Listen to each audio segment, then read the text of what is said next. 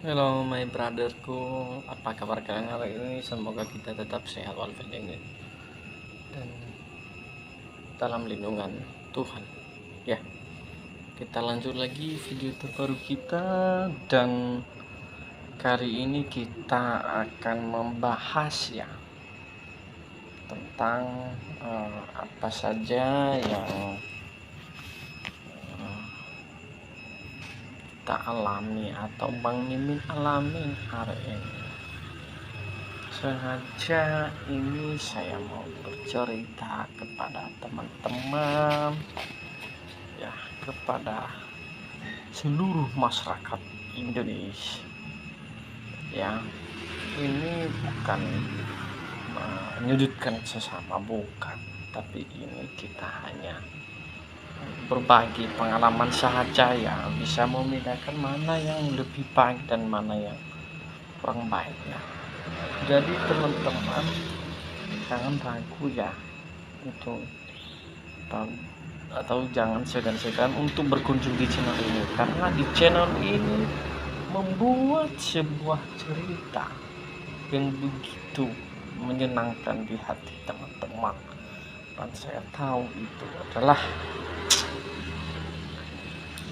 sesuai dengan keinginan teman-teman dan kesukaan teman-teman semua atau sahabat-sahabat cerita DM channel dimanapun Anda berada ya. Jangan pernah ragu untuk singgah di channel ini ya teman-teman, dan saya harap kita saling memahami dan saling mengerti. Dimanapun Anda berada, pasti aku akan selalu ada, begitu. Jadi ketika kita saling mengetahui, saling tahu, saling mengerti, maka itu tidak akan menjadi bumerang di antara kita bersama ya teman. Halo guys, dan kali ini saya berpengalaman ya, berbagi pengalaman kepada teman-teman tentang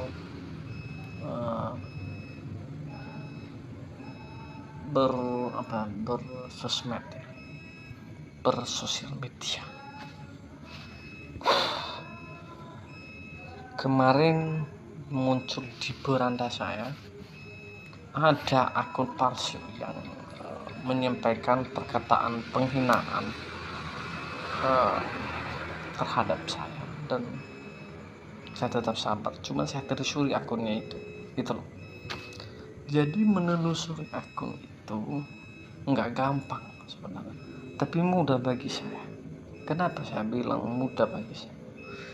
Terutama kita kunjungi dulu profilnya, kita screenshot, kemudian kita ambil sebuah postingannya. Misalnya nih,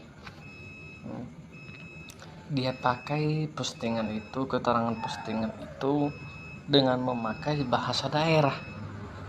Nah, itu dia ya. Nah, kita terjemahkan bahasanya itu, kita screenshot, dan postingan itu kita screenshot, kita laporkan ke komunitas Facebook. Betul. Itu nanti ada di pengaturan ya, ada di situ masukkan laporan, kita kunjungin namanya profilnya itu, baru kita screenshot profil kita gitu loh, atau yang ada foto kita. Kita usahakan foto profil itu ada ya, foto kita asli, akun yang melaporkan itu, dan kita buat alasan memberikan hoax ya. Kita buat, kalau boleh, jangan pakai bahasa Indonesia pada saat melaporkan itu, translate ya, hanya harus kita memakai bahasa Inggris gitu, biar mudah dimengerti oleh pihak Facebook gitu.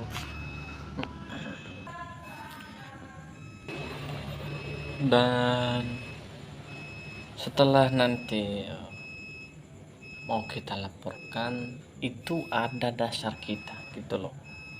Jadi kita screenshot semua hasil postingannya, foto sampulnya, dan semua keterangan profilnya itu kita screenshot, kita kunjungin dan kita screenshot ya, dan kita ambil semua hasil postingan tadi, baru kita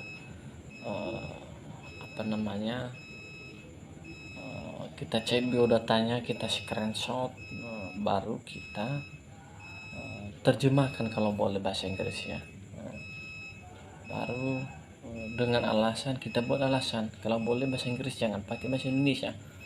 Dan misalnya orang ini menghina saya begini, mohon pada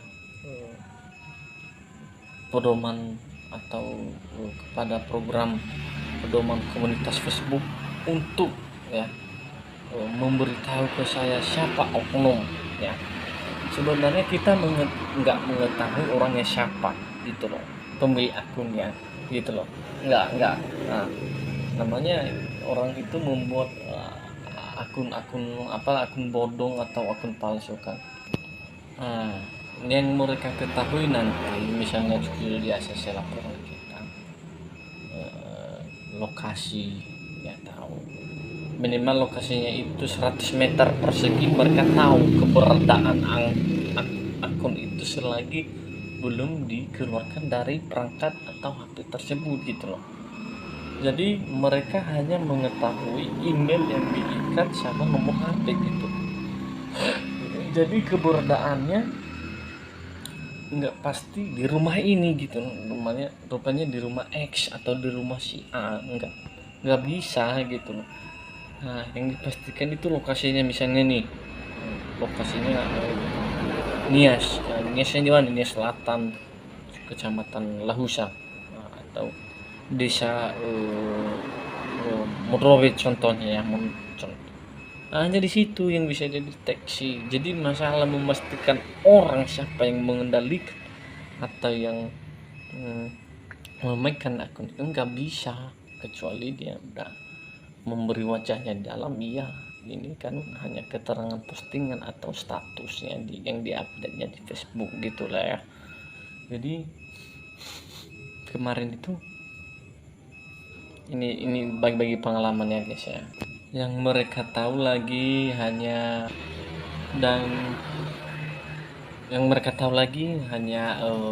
berupa nomor perangkat itu sama tipe HP-nya gitulah ya, sama lokasi itu jaraknya udah dideteksi sekali, itu udah dideteksi banget itu ya, 100 meter persegi. Jadi kalau misalnya ada rumah ya, dalam 100 meter persegi misalnya ada rumah 100 biji atau 50 rumah, nah itu kan banyak Androidnya yang memakai. Jadi memeriksa itu kan nggak mudah juga mendapatkan siapa individu yang melakukan atau yang memposting video-video atau hoax berita-berita gitu lah ya. Jadi yang dideteksi satu dulu akun itu, nomor HP, kedua Gmailnya, kalau misalnya dia pakai Gmail itu ya bisa juga Gmail, dan itu bisa dideteksi Gmailnya atas nama siapa gitu. Jadi nggak bisa disebutkan ini nicknya nomor berapa, jadi hanya dideteksi dengan melalui nomor HP itu. Dan bisa aja ada pengelakan, misalnya nih itu kan nomor saya, betul nomor saya itu memang, tapi saya nggak ada memakainya lagi gitu. Jadi nggak gampang, kecuali kita misalnya nih, contoh ya, saya kasih video begini ya di Facebook bla bla bla bla, artinya saya sudah tercantum seperti video saya ini kan, udah nampak langsung wajah saya menghina atau mencemarkan nama baik seseorang. Itu udah nampak kali orang-orangnya ini, akunnya ini begini gitu loh. Jadi kecuali tertangkap tangan, misalnya nih saya dapatkan teman saya sedang memainkan akun ini dan saya videokan, itu baru bisa. Jadi ketika kita mengetahuinya dan melihatnya dengan mata kepala sendiri gitu. Artinya kita melihatnya dengan mata kepala sendiri dan terbukti gitu loh dia melakukan hal demikian lalu kita videoinnya, itu udah jelas, ya. Itu menjadi bukti yang paling kuat ya, kita menuduhkan orang itu dia memakai akun ini. Jadi kalau hanya mendeteksi secara secara online atau melalui pada bapak-bapak pihak yang berwajib, itu nggak bisa dipastikan yang mengendalikan atau yang memegang akun ini atas nama ini gitu loh. Bisa aja HP-nya katanya hilang gitu loh. Nah jadi begitu pula dengan caranya kita mengetahui itu terkecuali tertangkap tangan atau kita dapat nih di HP-nya dia sedang main HP kan, kita ambil HP-nya lalu akun itu terdapat di situ dan terbukti di postingannya masih ada memposting berita-berita hoax atau mencemarkan nama baik seseorang, berarti itu kita pastikan adalah si A atau si B gitu. Jadi kalau hanya melalui perangkat bisa aja HP-nya dibuangnya, dengan begitu dia takut kan ya, itu HP saya udah hilang kemarin, udah jatuh pas saya naik motor, bisa aja seperti itu. Nah jadi teman-teman nggak usah palah menuduh ini nggak bisa kita pastikan identitasnya siapa, alamatnya di mana gitu. Artinya ketika kita melaporkan akun itu, yang kita ketahui satu paling nomor HP gitu, kemudian Gmail yang diikat dalam akun itu, karena pada saat pendaftaran akun itu pakai Gmail atau nomor nomor HP ya begitu. Jadi nggak mudah gitu ya menurut saya ya, itulah dulu pengalaman saya. Jadi kecuali kalau video seperti ini atau live kita atau salah seorang menghina kita, begini sih begini segala macam, dia melakukan ini dan ini ya bisa aja gitu lah ya, dan itu akan membuat ya ini adalah salah satu beban Facebook ya, dia harus mengetahui siapa pelakunya dan siapa yang melakukan hal itu. Misalnya ini hanya contoh, ini hanya ilustrasi gitu ya, biar kita juga paham dengan apa yang kita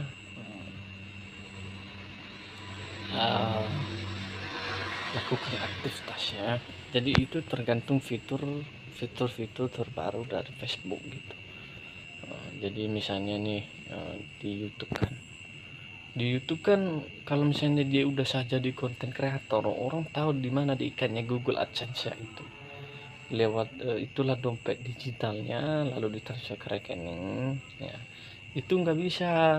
Itu jelas orangnya, karena pada saat kita mendaftarkan Google AdSense itu akan diminta ya foto selfie, ini pengalaman saya, sama KTP gitu loh. Jadi mudah banget ya ketika kita melaporkan itu di pihak YouTube.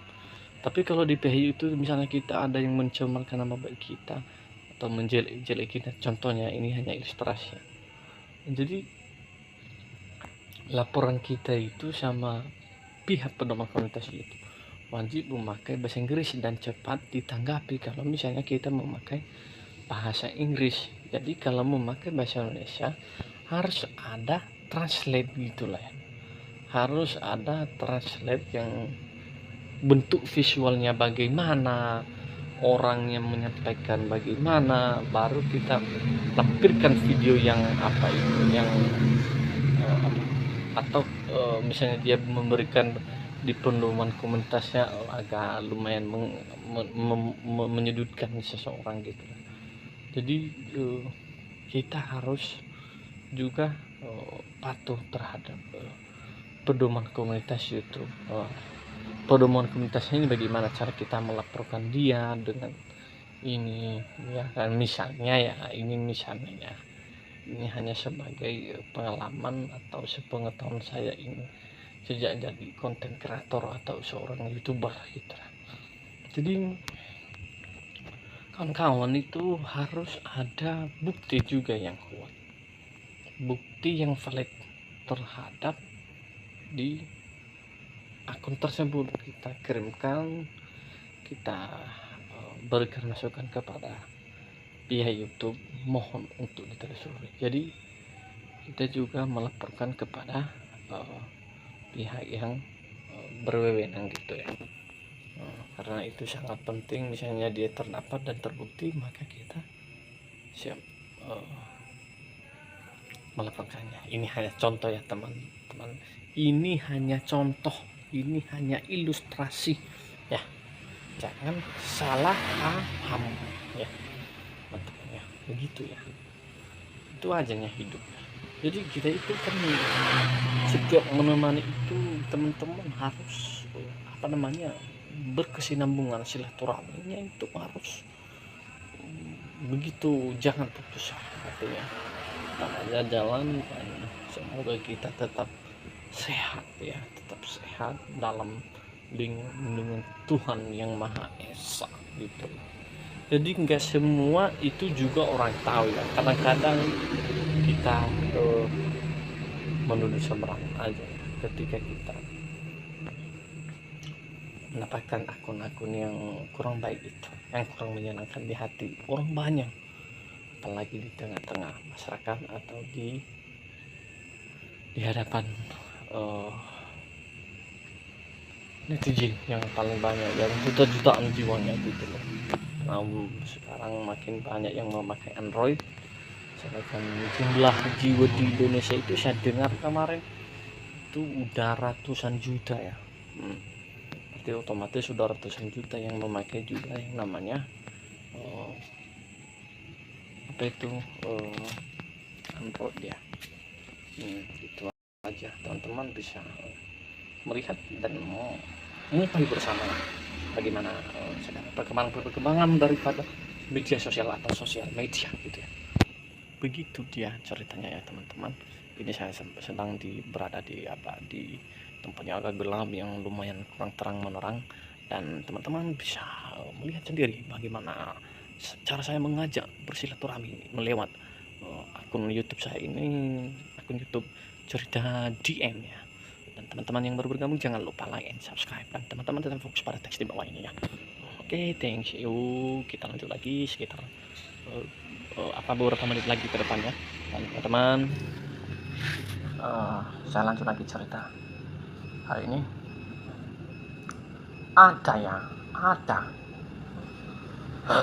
ada orang yang menjadi seorang YouTuber atau seorang konten kreator itu asal atau selebgram ya, asal buat saja judulnya, ada juga itu. Jadi itu tergantung pengalaman juga sih.